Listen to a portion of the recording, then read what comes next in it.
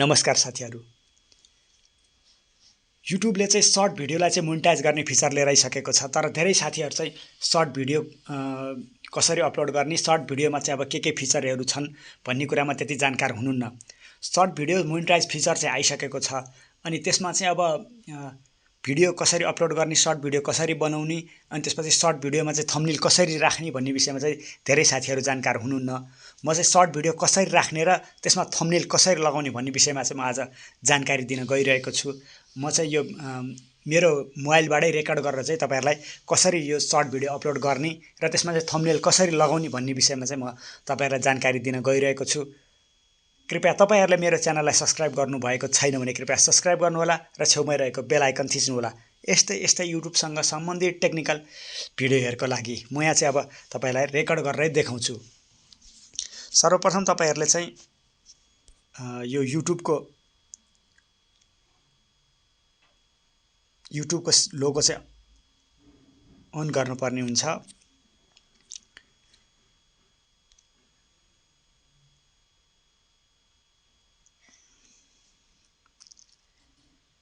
र यहाँ यो प्लस आइकनमा चाहिँ प्लस सिग्नल देखाछ। प्लस सिग्नलमा चाहिँ तपाईहरुले यहाँ ट्याप गर्नुपर्ने हुन्छ र क्रिएट सर्ट भन्ने यो फिचर देखिन्छ। क्रिएट सर्टमा चाहिँ अहिले चाहिँ अब एलिजिबल भइसकेको छ। सबैलाई र्यान्डमले चाहिँ क्रिएट सर्ट भन्ने चाहिँ सबैलाई दिइसकेको छ। सर्ट भिडियो जसले पनि बनाउन मिल्छ र 10 मिलियन भ्युजमा चाहिँ सर्ट भिडियो मोनेटाइज पनि गर्न मिल्ने फिचर आइसकेको छ। बेल आइकनमा क्लिक गरौँ। अब तपाईहरुको भिडियो चाहिँ 15 सेकेन्ड भन्दा कम या 15 सेकेन्ड सम्मको छ भनेदेखि चाहिँ यसलाई डाइरेक्ट यसरी छोडिदिँदा हुन्छ र 15 सेकेन्ड भन्दा बढीको भिडियो 15 सेकेन्ड भन्दा लामो भिडियो छ भनेदेखि चाहिँ अब यहाँ यो 15-15-15 एसमा क्लिक गर्नुपर्ने हुन्छ यसरी। अब तपाईहरु चाहिँ कुनै साउन्ड भिडियोहरु राखेर चाहिँ च्यानल बनाउन भिडियोहरु राखेर चाहिँ तर यो यसमै भएको युट्युबकै साउन्डहरु चाहिँ बाट चाहिँ तपाईहरुले चाहिँ म्युजिक युज गरेर चाहिँ भिडियोहरु चाहिँ राख्न चाहनुहुन्छ भने यहाँ अब म्युजिक भनि चाहिँ म्युजिकमा सिलेक्ट गरेर चाहिँ तपाईहरुले यो म्युजिकलाई चाहिँ युज गरेर भिडियोहरु बनाउन सक्नुहुन्छ। होइन भनेदेखि अब आफूले बनाएको भिडियो अपलोड गर्न चाहनुहुन्छ भनेदेखि अब यहाँ अपलोडमा जाने र एड क्लिक गर्ने। अब यहाँ म चाहिँ यो यहाँ एउटा खास भिडियो चाहिँ सेट गरेको थिएँ। यो भिडियो म यहाँ आयो, मेरो 15 सेकेन्ड भन्दा बढीको छ। म यो पज गरेँ। अब यसमा चाहिँ भिडियो हामीले डाउन गर्नु पर्यो। अब यति भइसकेपछि चाहिँ अब यो भिडियो मैले एउटा पुरानो विज्ञापन थियो मेरो मोबाइलमा, मैले त्यही अपलोड गर्दिएँ। अब यसलाई डाउन गर्नु पर्यो। प्रोसेस हुँदैछ, एकछिन प्रोसेस हुन टाइम लाग्छ। म चाहिँ यो सर्ट भिडियोमा थम्बनेल कसरी लगाउने भन्ने विषय चाहिँ देखाउन गइरहेको छु। एकछिन टाइम लाग्छ यो अपलोड हुनलाई। अलि मेरो चाहिँ 15 सेकेन्ड भन्दा बढी लामो समयको भिडियो। त्यसपछि यहाँ टिक चिन्हमा चाहिँ टिक चिन्ह लगाइदिने। अब यसमा तपाईले आफ्नो भिडियो थप्ने हो भनेदेखि चाहिँ थप्न पनि मिल्छ। अब म चाहिँ यसैलाई कम्प्लिट गरेर टिक चिन्ह लगाइदिन्छु यहाँ।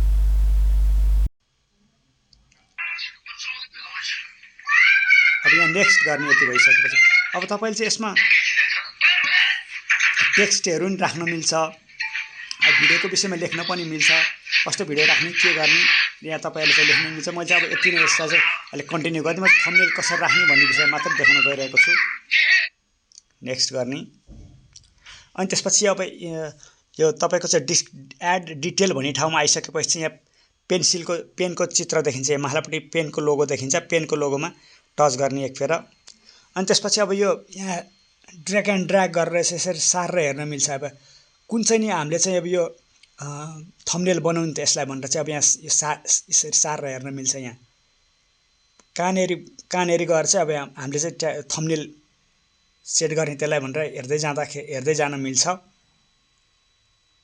हो अब यो सन्तोष पन्त देख्या ठाउँमा चाहिँ मैले डन गर्दिएँ।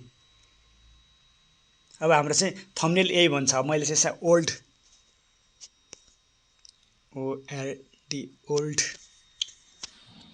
एडभर्टाइजमेन्ट